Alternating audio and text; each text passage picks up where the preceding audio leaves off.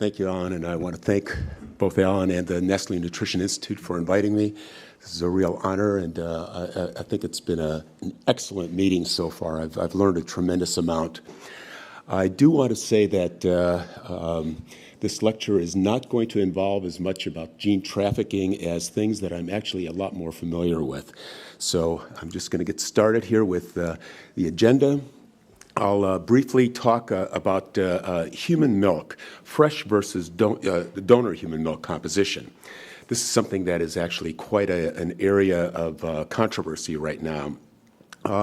Talk about some of the microbiota in human milk and its implications, microbial metabolomics in the developing intestine, microbial effects on the innate and adaptive immune systems, and multi-omic approaches to evaluate microbe-host interactions. So anybody know who this guy is?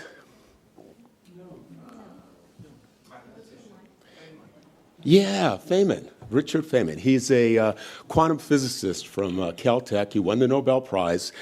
And I just want to give a couple of his quotes. He has a lot of very interesting quotes, but here is one. Religion is a culture of faith. Science is a culture of doubt.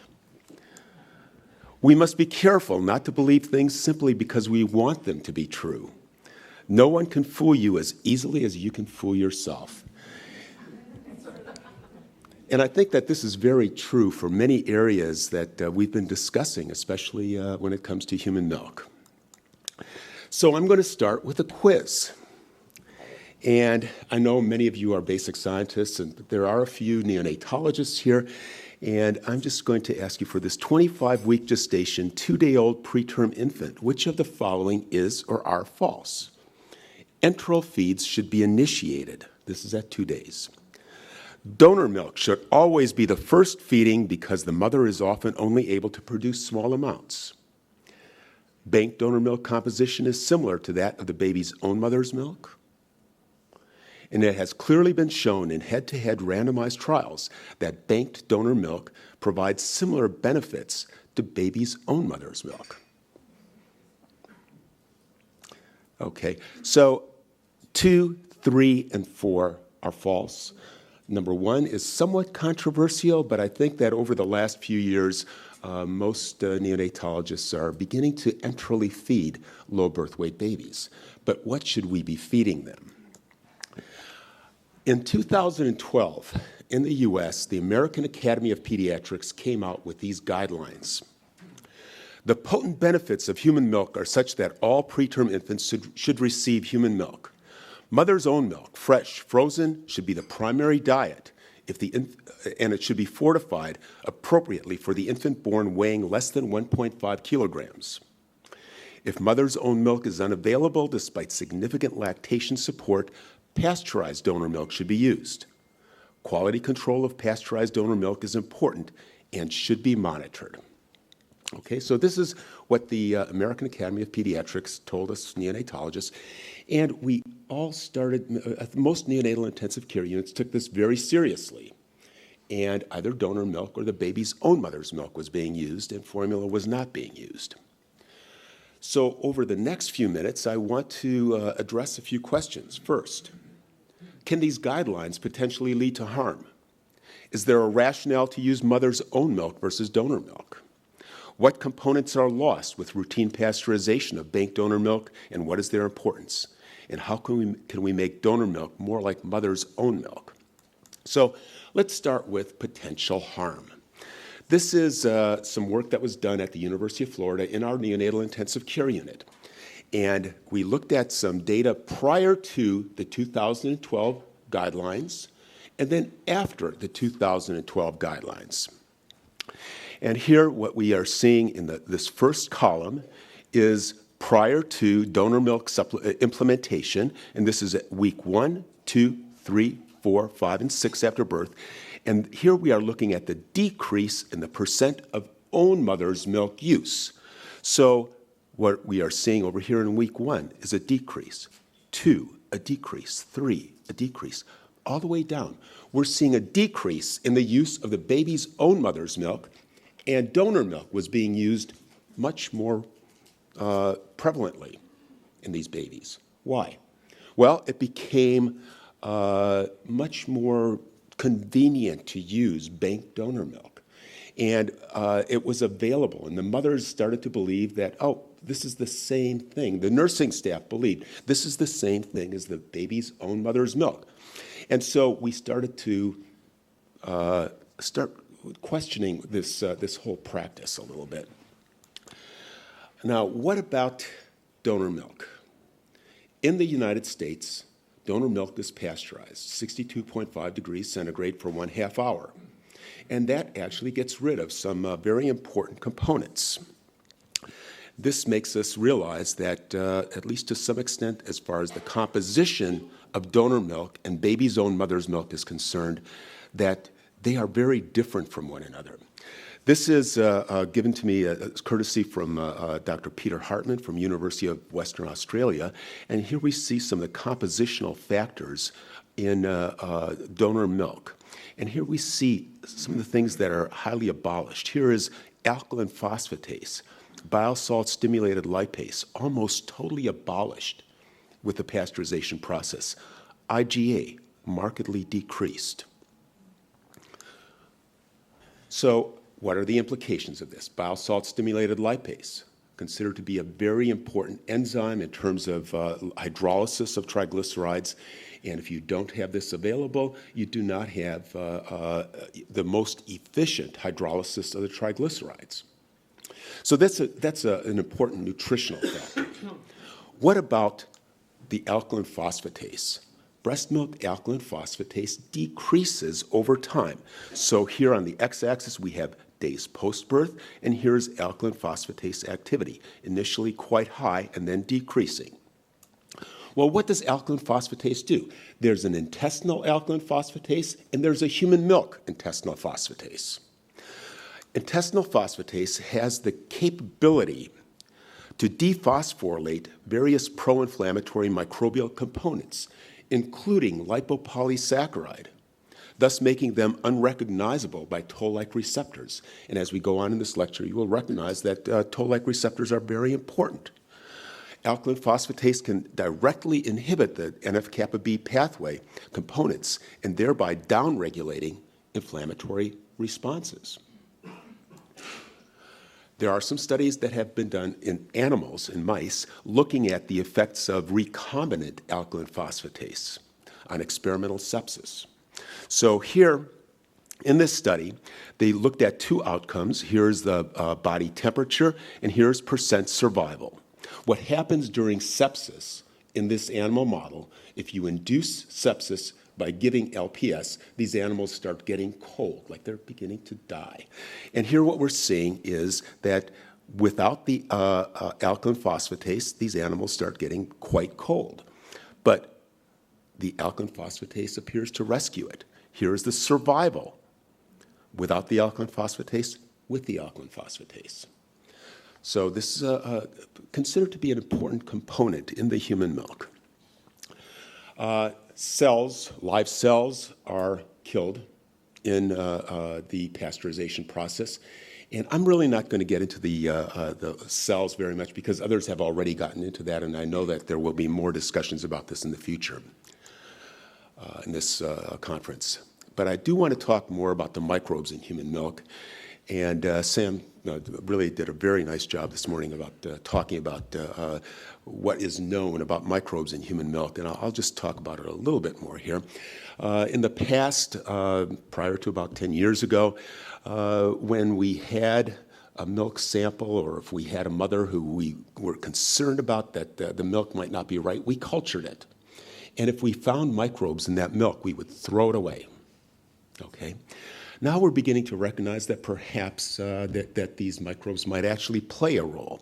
So studies using both culture-based and non-culture-based techniques show that there are endogenous microbes in human milk and that they could be beneficial, as we discussed this morning. Here's the classic study from Hunt and colleagues. And what they looked at in this study, and I'll go into this in a little bit of detail here, is really interesting.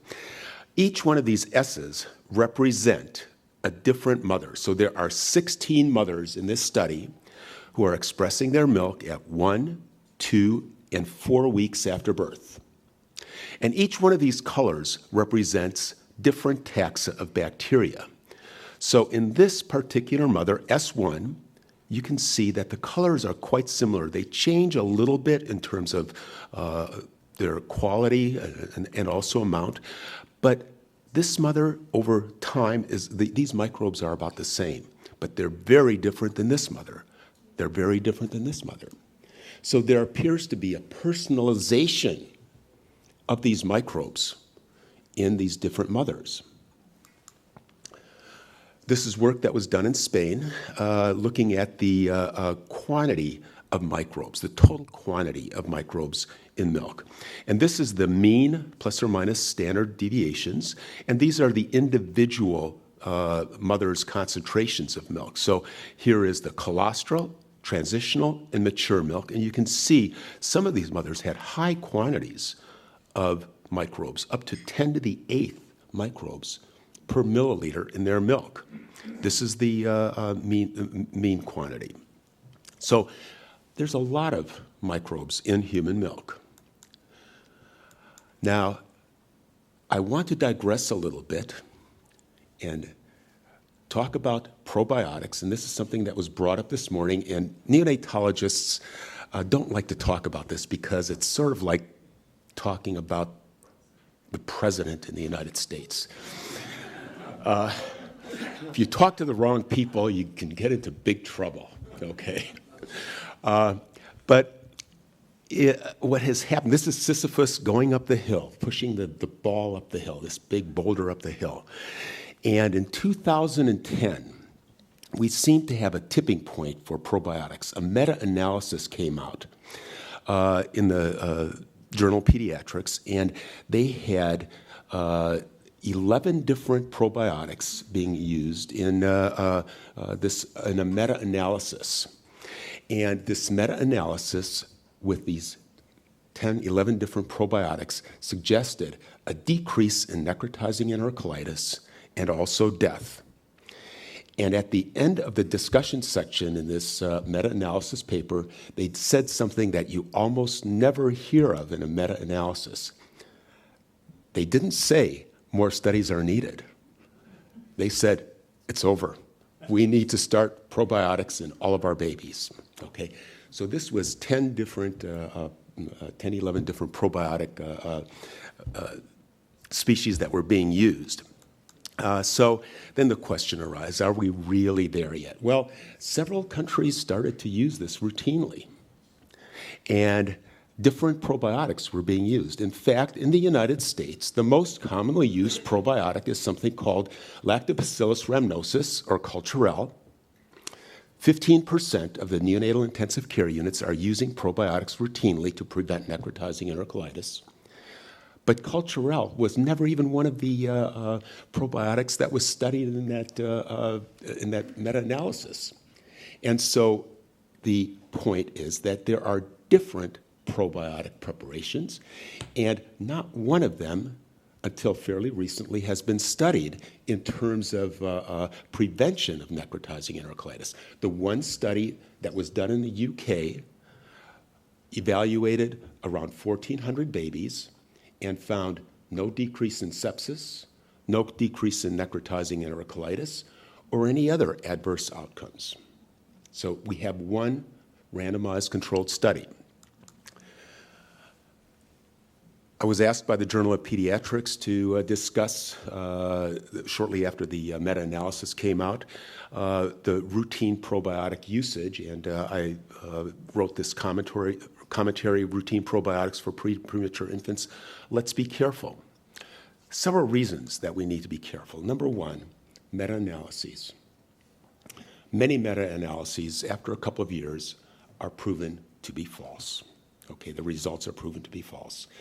They are, especially if they are based on observational studies or really small, non-powered randomized trials.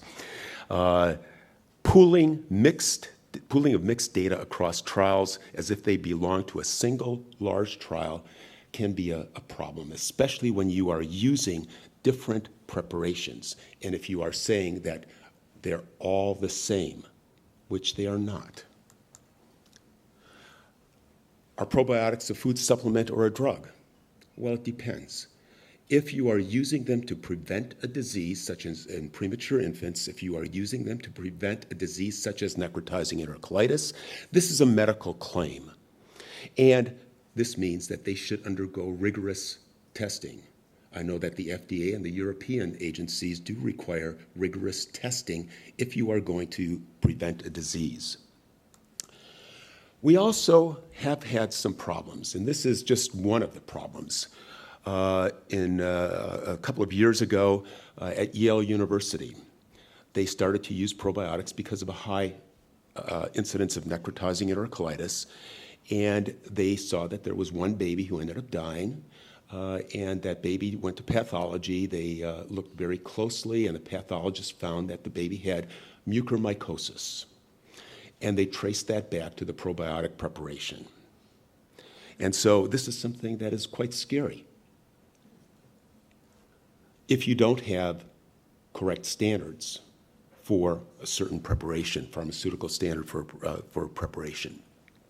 Now, let's get back to the human milk. I showed you the picture before, the illustration that human milk has high quantities of microbes that may be personalized. If you assume an intake of 800 milliliters per day, that's in a term baby, and you assume the average number of bacterial cells, which is 10 to the 5th to the 6th, this will provide about 10 to the 7th to the 8th bacterial cells daily, which is close to the dose used in most probiotic studies. So you are actually providing a mixture of microbial agents in the human milk. So what about these? Could they potentially be truly personalized? Well, if you have a baby who is close to the mother, and this is work that was done by Dr. Walker and Kleiman, published in 1979, on this system that we have heard about before several times, the enteromammary system. And if the babies are close to the mother, and if the mother picks up some of the microbes that the baby might be colonized by, the baby's immune system may not be able to completely respond, but the mother's immune system is. And these immunoglobulins, cells, etc., will then go into the breast milk and get into the baby's gastrointestinal tract and provide some potential benefits. So this is the enteromammary system, and we've been discussing this in terms of both immunology and the types of microbes that might be available. So in the late 1970s, when this review was done, a lot of this work came from studies that was done in animals. But I think we're beginning to recognize there are at least 3 studies now suggesting that this is actually something that does happen in humans. This is a study that was done by Riskin and colleagues in Israel, and they looked at 12 infants with viral disease versus controls. They looked at the milk samples longitudinally, taken 7 days apart, while the infants were recovering from their illness. And so they analyzed the milk samples for CD45 leukocytes, macrophage counts, TNF-alpha. They found that all of those decreased. The lactoferrin also was changed, but it was a borderline effect. So they concluded from this study that this supported a dynamic nature of immune defense in breastfeeding infants. So this closeness to the mother, sort of like in kangaroos, closeness to the mother, kangaroo care or skin-to-skin care, may actually be very important in terms of this dynamic interplay between the mother and the baby. Here's a preterm baby, the kind that we take care of a lot of in the neonatal intensive care unit. And at the bottom of the slide, you see a baby with a very distended abdomen. This is a baby who has developed necrotizing entercolitis, one of the most dreaded diseases that we see in neonatal intensive care. This kills about 30% of the babies that develop it. But we've known about this disease now for over 50 years, but we have not had that much progress in the disease. Why? Well, here are some of the reasons. We really don't have a good definition of this disease yet. We lump several different entities into one disease that we call necrotizing entercolitis. But I think we're beginning to recognize more and more that necrotizing entercolitis is like diabetes. There's type 1 diabetes, there's type 2 diabetes, and there's diabetes that are in between. So what we are calling necrotizing entercolitis is more than one disease. And we need to delineate and better define the disease before we can move forward. We have animal models that were developed in the late 1970s, and there are over 200 publications that you can find in PubMed using some variant of this animal model, which does not at all represent what we see in neonatal intensive care.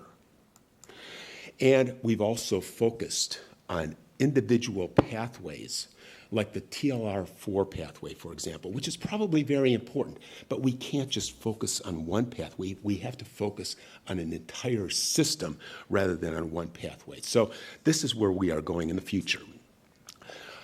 This picture is from a publication that Dr. Walker and I wrote in just a few years back. And at the top, you can see a baby with necrotizing entercolitis, distended abdomen, some erythema around the belly button, and the radiologic findings. This is what we see in terms of air in the bowel wall, something called pneumatosis intestinalis, and sometimes we will actually see air in the liver, portal tract of the liver, and this baby ended up having a piece of dead bowel that was taken out. Unfortunately, this baby did okay after this resection. So we need to think about this in terms of several different diseases, but I would like to sort of focus on more of the inflammatory disease that we see in preterm babies.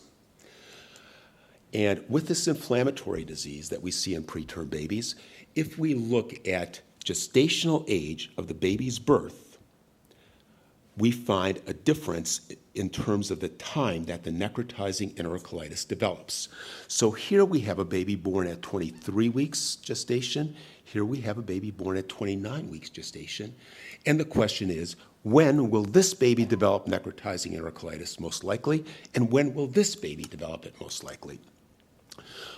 Well, this particular graph has been repeated by several different groups, National Institutes of Health, the private network in the United States called Pediatrics with an X. This is a study that I did with Dr. Mohan Pami from Baylor University. And what we are seeing here is that the corrected gestational age in weeks is highest between about 28 to 32 weeks gestation. So what that means is that in all likelihood with this classic form of necrotizing entercolitis, this baby would develop it at about 6 weeks of age, and this baby would develop it at about 2 weeks after birth. We don't know why this happens, why this peak seems to occur, but there are several speculations. One speculation has to do with the microvasculature of the gastrointestinal tract. Similar to the eye, the microvasculature of the gastrointestinal tract might be developing in a very similar route. We rarely see retinopathy of prematurity develop prior to 30 weeks gestation. That is because of the development of the blood vessels in the eye. The same thing may hold true for the gastrointestinal tract. Dr. Walker and Dr. Hackham and different colleagues have shown that there is a toll-like receptor 4 that is present in the gastrointestinal tract that responds to lipopolysaccharide. That's what I showed you before, responding to the alkaline phosphatase. Well, that lipopolysaccharide seems to be at its, the toll-like receptor seems to be at its highest concentration in the last part of the second trimester of pregnancy. Keep that in mind as I continue to talk here, because this is going to be important. What about the microbes that get into the gastrointestinal tract? How do they colonize the gastrointestinal tract? Well, this is a combination of studies. This is actually a meta-analysis done on sequences from 10 different studies where the gastrointestinal tract of premature babies, the feces was looked at in terms of 16S sequencing. Dr. Pami and I did this study. Initially, I didn't think that this could be done, but we took sequences from the different neonatal intensive care units from Boston, from University of Chicago, from Cincinnati, from various places where they had done these studies in preterm babies, and then we looked at the taxonomy over time. Here are the control babies. Here are the necrotizing entercolitis babies. And here we see in the controls that this blue and this yellowish color here are somewhat similar over time. But over time, in the babies who develop necrotizing entercolitis, the blue increases and the yellow seems to decrease. What are the blue? The blue are a phylum of bacteria called the Proteobacteria. The yellow are a phylum of bacteria called the Firmicutes. We also see over here in the controls, this yellow, the bright yellow at the bottom. These are the Bacteroidetes. So we see some Bacteroidetes over here, but very few Bacteroidetes over here. So we can speculate on this. We don't have any causality, but we can do some speculation. So let's speculate a little bit about the Proteobacteria. These are the bacteria that appear to increase prior to the development of necrotizing entercolitis. These are gram-negative bacteria that are high in lipopolysaccharide in their cell walls. And the abundance of Proteobacteria increased prior to the development of necrotizing entercolitis. Representatives of this phylum are Klebsiella, Pseudomonas, E. coli, high levels of lipopolysaccharide in their cell wall. Here's another phylum, the Firmicutes. Firmicutes actually decrease prior to the development of necrotizing entercolitis. And the Firmicutes are largely gram-positives, and lactobacilli are a common class of the Firmicutes phylum. These are high in lipoteichoic acid. They also have a high capability to produce short-chain fatty acids, such as butyrate, propionate, and acetate. Butyrate is thought to be very important in terms of a fuel for the colonocyte.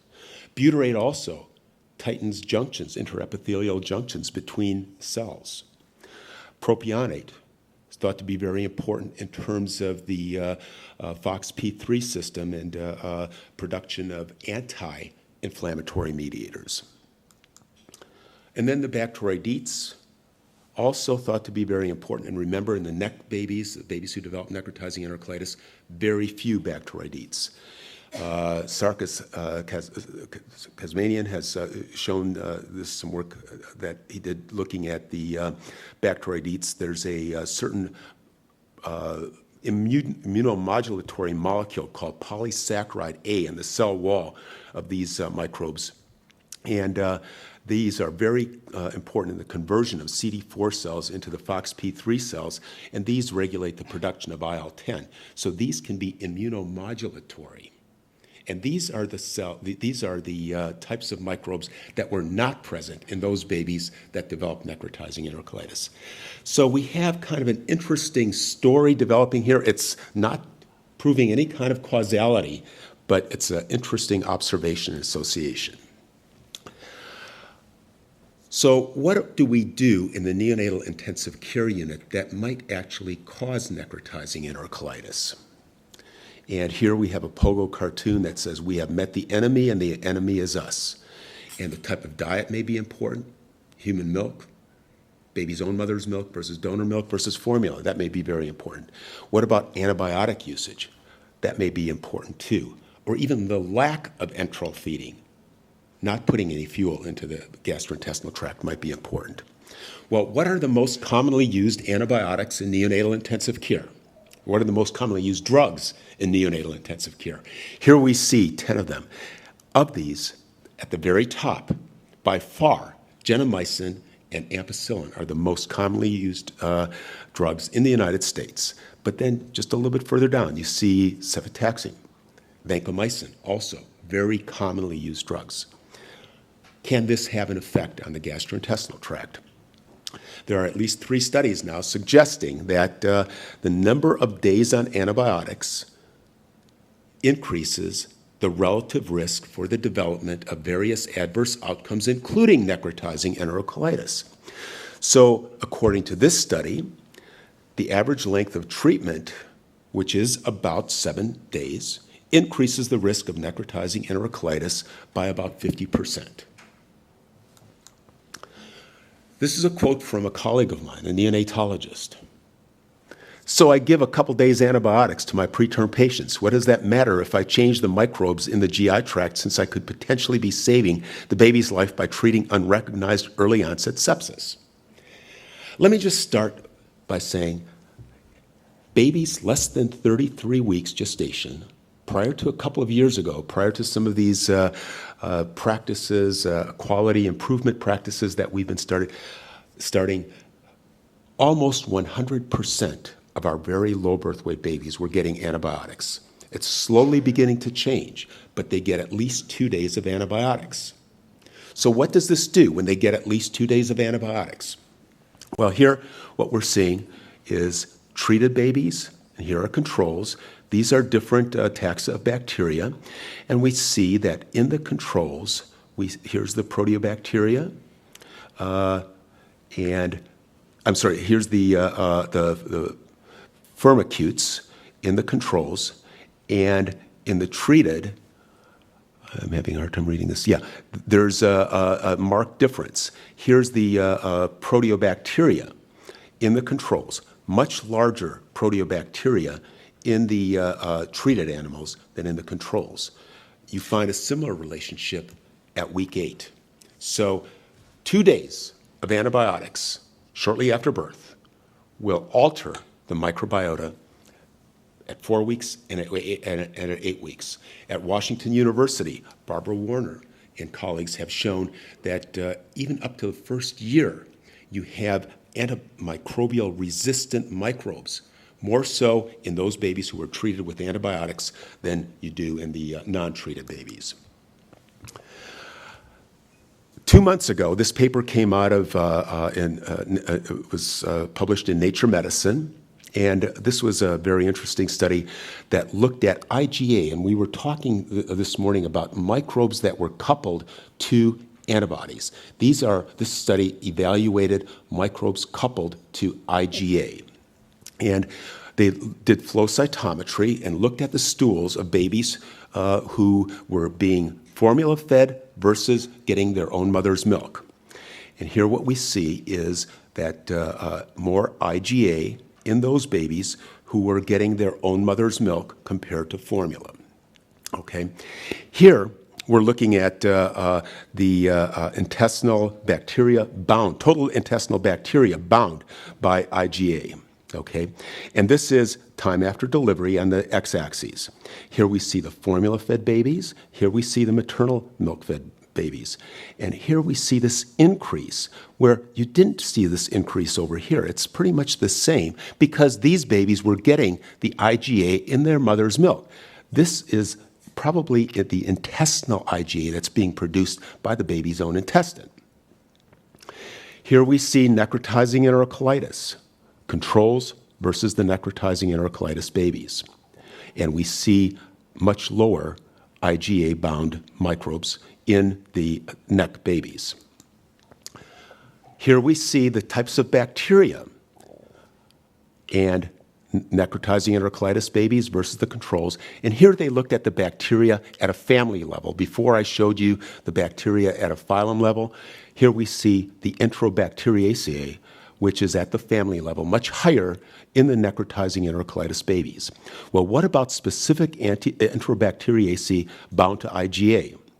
Here we see the intestinal bacteria in the controls, and here's the NEC babies. These are about the same, and here they decrease over time. Here's the lower binding in the necrotizing entercolitis babies.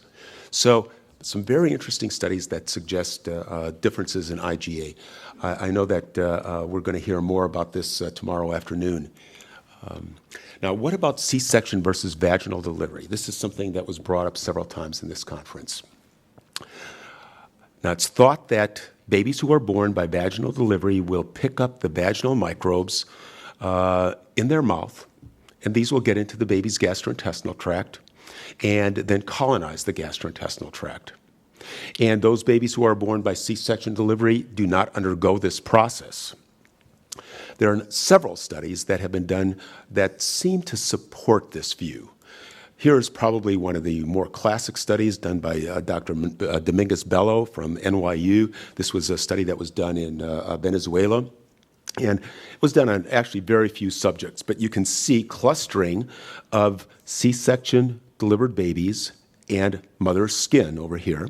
And here we see clustering of the vaginally delivered babies' stools and the vaginal microbes, okay, suggesting that those babies who went through the vagina had vaginal microbes in the stool. So this led to something very interesting. This is a paper that was published in Nature Medicine a little bit over a year ago, and the title of this was Partial Restoration of the Microbiota of Cesarean-Born Infants via Vaginal Microbial Transfer. So what do you do with this? Well, if you have a mother who delivers by cesarean section, you put a swab into that mother's vagina, and then you take that swab after leaving it there for about an hour, and you swab the baby's mouth and the face and the chest. And they found that they could actually get the vaginal microbes into the newborn's gastrointestinal tract by doing this. There are many parents that are beginning to ask obstetricians to do this, okay? But we've been a little bit afraid to begin to initiate this. This is the American College of OBGYN in 2016, and I just want to read the red part to you. We recommend against the practice of vaginal seeding until better data are available establishing the safety and benefits of this practice. So just imagine if a mother had unrecognized herpes virus infection, and if you inoculated that baby with a herpes virus infection, that would be primary herpes, and the baby could potentially die from that. Certainly that's not something that we want to do to our babies. Last week, this article came out in Nature. Stunted microbiota and opportunistic pathogen colonization in cesarean section birth. Okay, have any of you seen this paper yet? That's a fascinating paper. Here is some of the data from that paper. Delivery mode seems to make a big difference in terms of the microbiota development. But the question that was brought up by Sam Ratava this morning was, what about antibiotic use? Well, almost all mothers who deliver by cesarean section get antibiotics around the time of C-section delivery. And that did have somewhat of an effect. Postnatal stay in the hospital seemed to have an effect. Breastfeeding seemed to have an effect. Hospital site. There are many different factors that were associated with C-section delivery, not necessarily the C-section itself. Of interest was the fact that in this study, the bacteria that they saw in the vaginally delivered babies did not consist of a large quantity of the lactobacilli that you see in the vaginal tract. Saw other kinds of bacteria. Here are some of the bacteria that they saw. And here we see in the vaginally delivered babies, you can see this pattern. And in the C-section delivered babies, you see this pattern. So there are some real differences early on from 4 to 7 days, but then 21 days, they begin to even out. And then in infancy, they look very much the same. But even at 8 months, the Bacteroidetes appear to be significantly more present in the vaginally delivered babies compared to the C-section delivered babies. I still think that there's a lot of confounding factors in this study, and we have to think about the stay in the hospital. A baby who is delivered by cesarean section not only gets the antibiotics compared to the vaginally delivered baby, but that baby stays in the hospital for several days longer than the baby who is delivered by vaginal delivery. Okay? The types of microbes that they were seeing in the C-section delivered babies were hospital microbes. Klebsiella, E. coli, etc.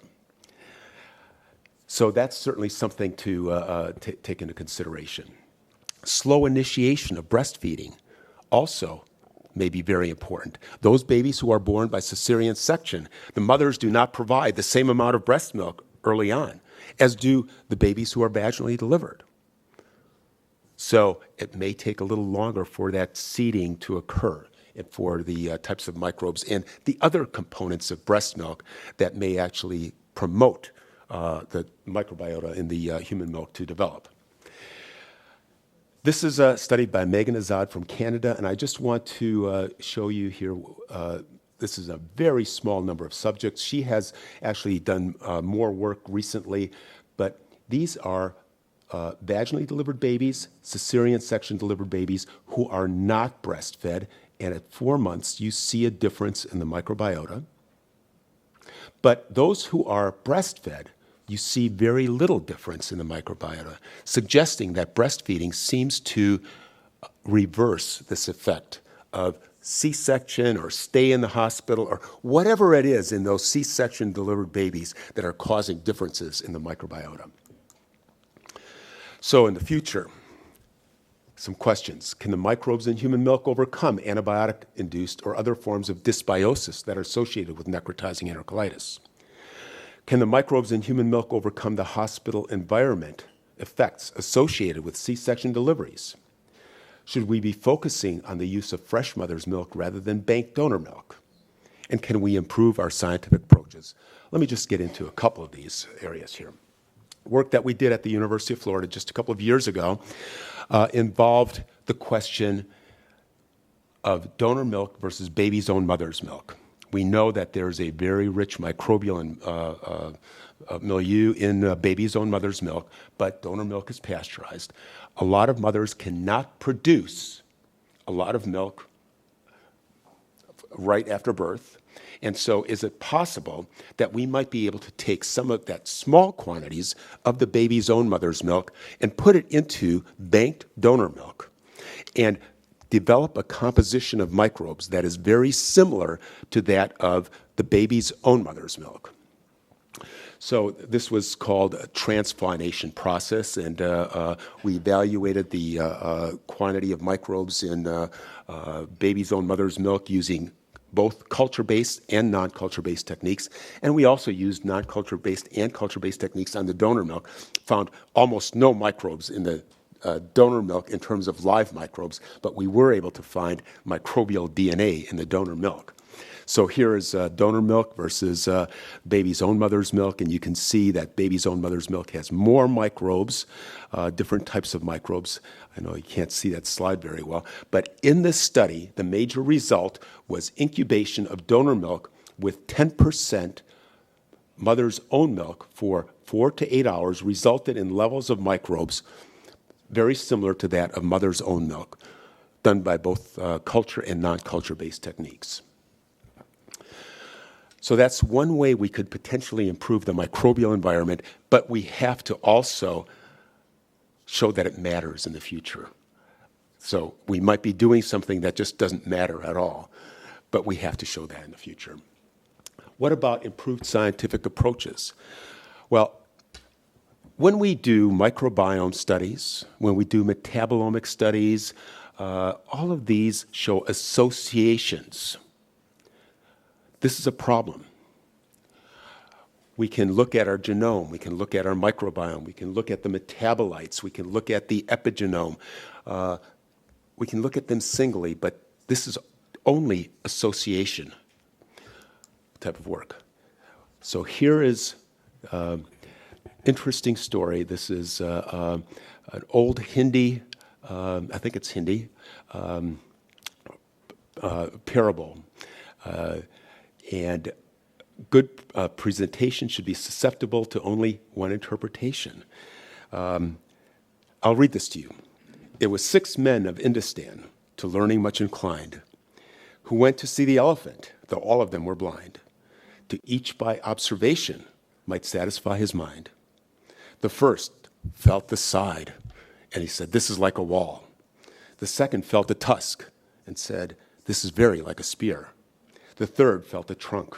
"This is very like a snake." The fourth felt a knee. "This is very like a tree." The fifth felt an ear. "It is mighty like a fan." The sixth, it felt like a rope. And so the men of Indostan disputed loud and long, each in his own opinion, exceeding stiff and strong, though each was partially in the right and all were in the wrong. So this is an area that I think we need to just not just look at one component like the microbiome. We need to look at multi-omics. And we are now getting the bioinformatic technologies to help us look at multi-omics. So why do this? Each individual type of omic data may provide a list of differences associated with the disease. Individually, they can be useful, but analysis of only one data type is limited to correlations, mostly reflecting reactive processes, chicken or egg first argument, rather than causative ones. These can be hypothesis generating, but not hypothesis testing. These are fishing expeditions, as one would hear in a study section at National Institutes of Health.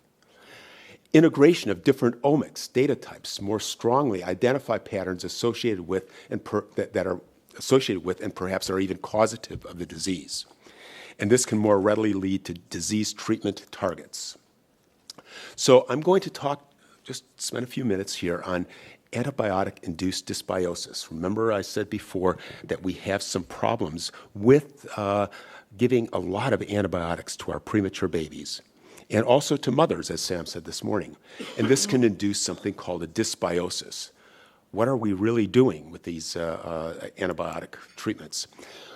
At the University of Florida, we had the fortune of having a small National Institutes of Health grant to do one of the first randomized controlled studies of antibiotics in preterm babies.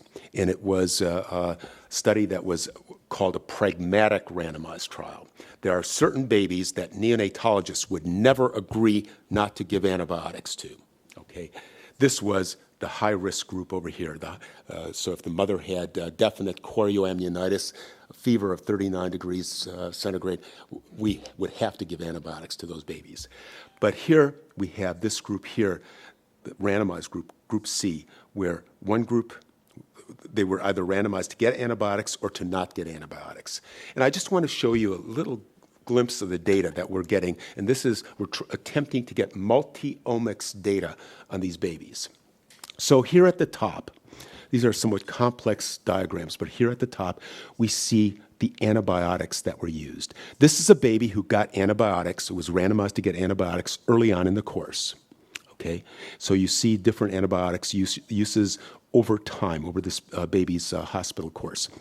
These circles here represent the microbes, the stool microbes, and the different colors are different taxa of microbes.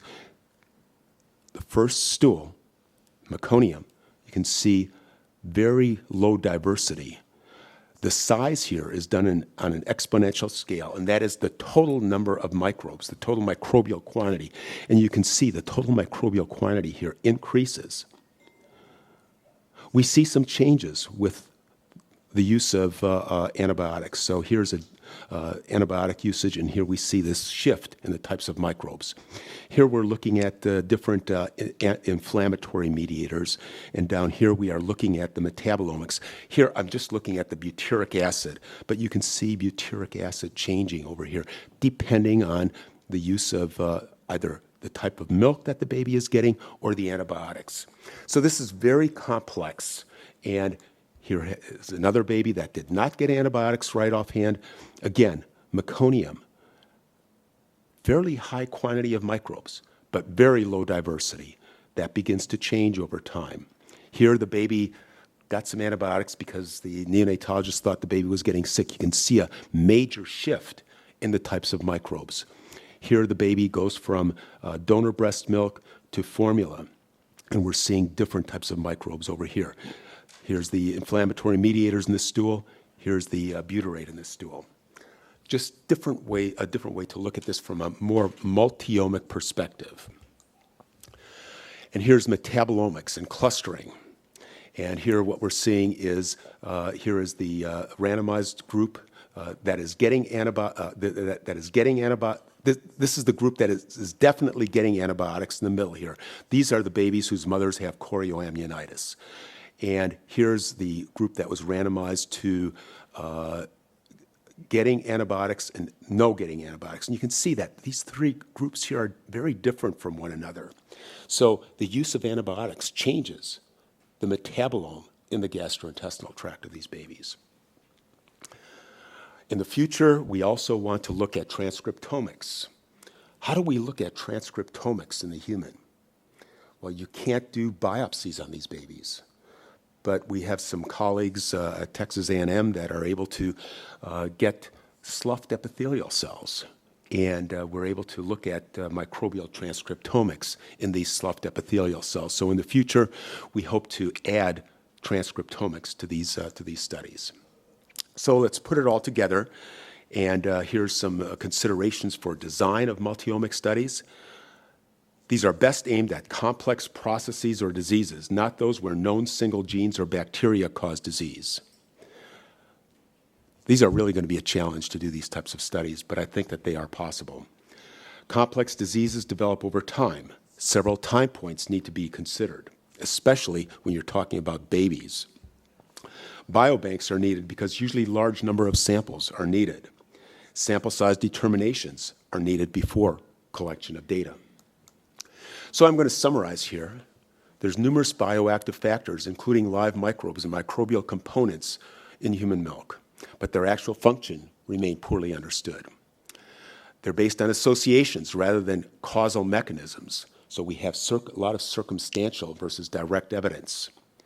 Studies using multi-omics in the future will better provide causal mechanistic evidence in human studies, where we may not need to go to germ-free animals in some of these studies that have been done in cell cultures where we have to take a leap of faith.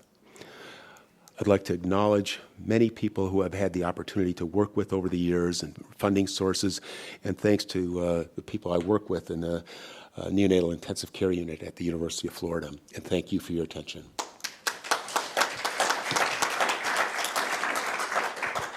We have a little bit of time for questions.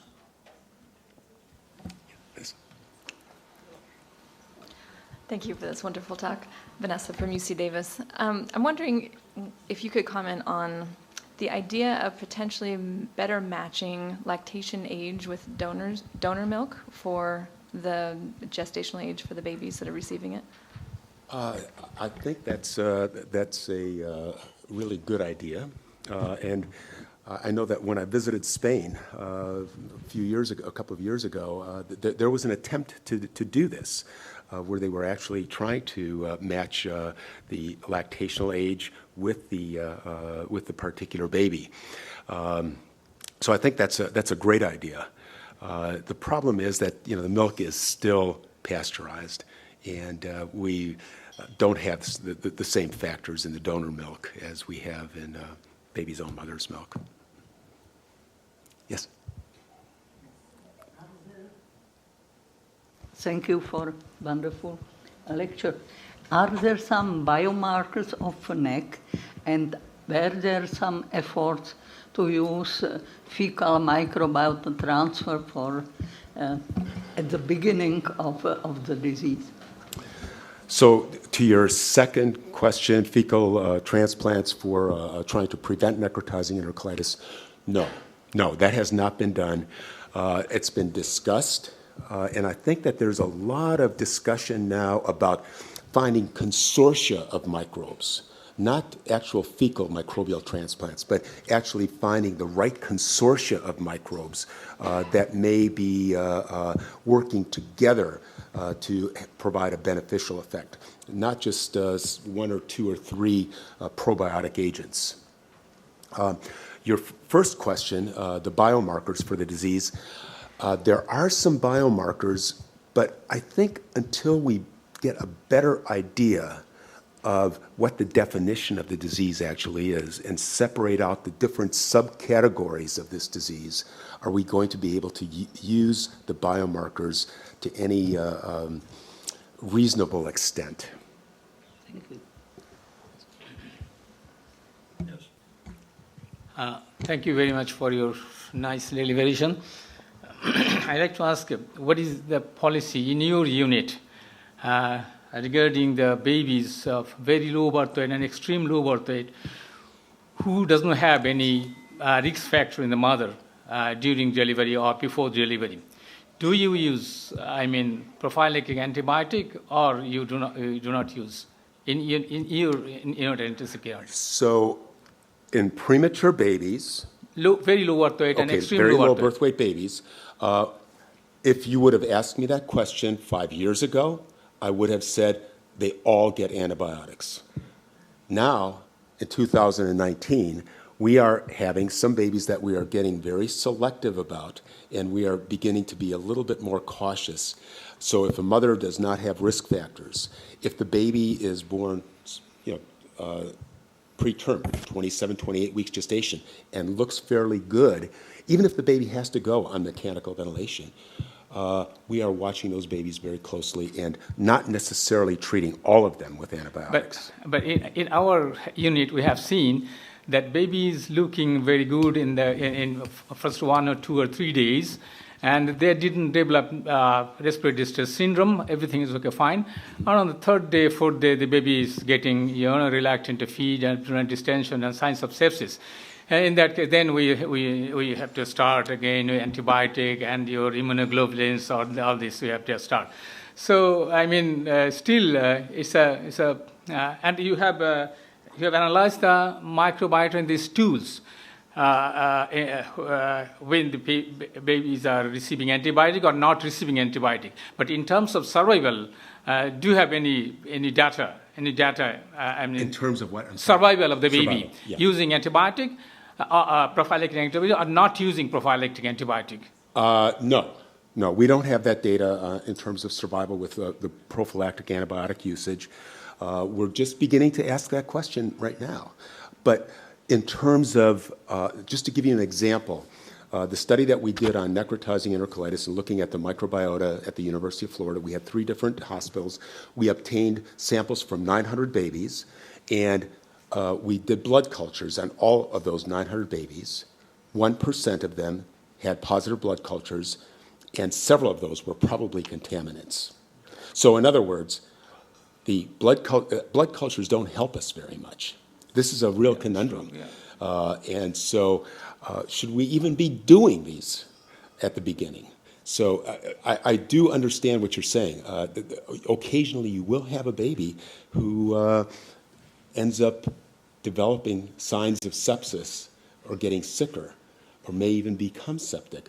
But are you going to treat all of those babies? We had one baby who was on our study who we actually was randomized to not get antibiotics, but the baby started looking pretty bad within about 4 hours, and we bailed that baby out. We did have the opportunity to bail the baby out.